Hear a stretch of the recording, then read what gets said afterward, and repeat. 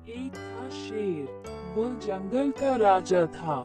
एक सियार उसका मंत्री था। शेर रोज अपने भोजन के लिए एक जानवर का शिकार करता था। इस शिकार में से एक हिस्सा सियार को मिलता था।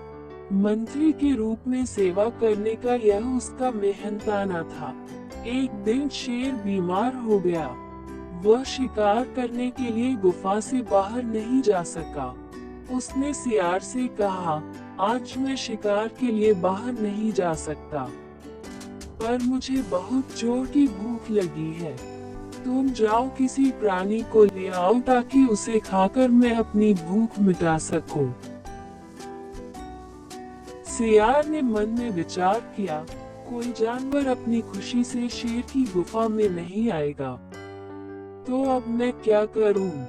बहुत विचार करने पर उसे एक तरकीब सूझी।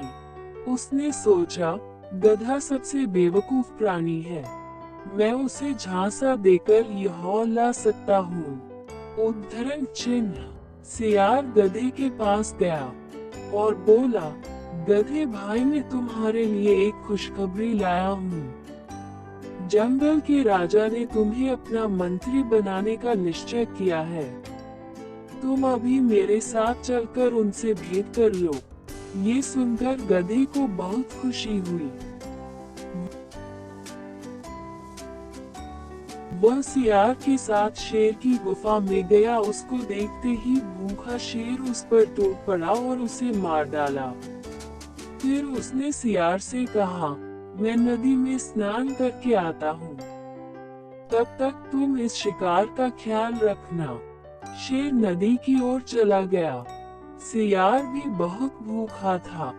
शेर के वापस आने से पहले वह गधे के दिमाग को चट कर गया।